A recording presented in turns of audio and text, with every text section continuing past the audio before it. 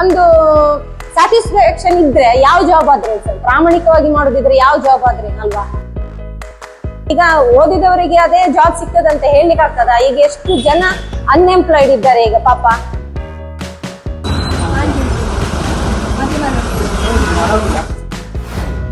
ಸರಕಾರಿ ಕೆಲಸವೇ ಜೀವನದ ಏಕೈಕ ಮಾರ್ಗವಲ್ಲ, ಸ್ವಂತ ಉದ್ಯೋಗವು ಯಶಸ್ಸಿನ ದಾರಿಯೇ ಎಂಬ ಸಂದೇಶವನ್ನು ನಿಜ ಜೀವನದಲ್ಲಿ ಸಾಕಾರಗೊಳಿಸಿದ ಒಬ್ಬ ಮಹಿಳೆಯ ಕಥೆ ಇದು.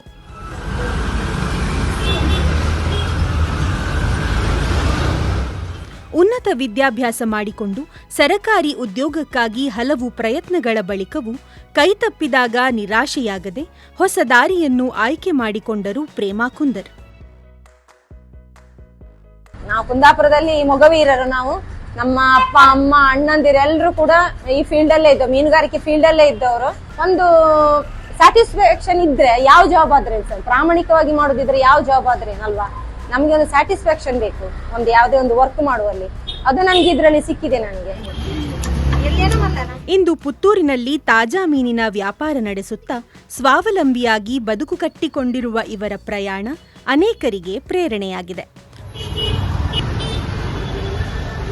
ಈಗ ಓದಿದವರಿಗೆ ಅದೇ ಜಾಬ್ ಸಿಗ್ತದಂತ ಹೇಳಲಿಕ್ಕೆ ಆಗ್ತದ? ಈಗ ಎಷ್ಟು ಜನ ಅನ್ಎಂಪ್ಲಾಯ್ಡ್ ಇದ್ದಾರೆ ಈಗ ಪಾಪ ಅಲ್ವಾ. ಈಗ ಓದಿದವರು ಅದೇ ಜಾಬ್ ಬೇಕಂತ ಕೂತ್ಕೊಂಡು ಉದ್ಯೋಗ ಇಲ್ದವರೇ ತುಂಬಾ ಜನ ಇದ್ದಾರೆ. ಆ ಲೆಕ್ಕದಲ್ಲಿ ನಾನು ಸ್ವಲ್ಪ ನಂಗೆ ಖುಷಿ ಉಂಟು.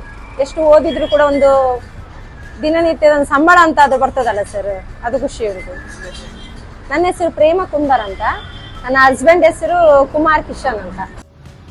ಉದ್ಯೋಗಕ್ಕಾಗಿ ಕಾಯುವ ಬದಲು ಅವಕಾಶವನ್ನು ಸೃಷ್ಟಿಸಿಕೊಳ್ಳಬಹುದು ಎಂಬುದಕ್ಕೆ ಇದು ಉತ್ತಮ ಉದಾಹರಣೆ. ಸರಿ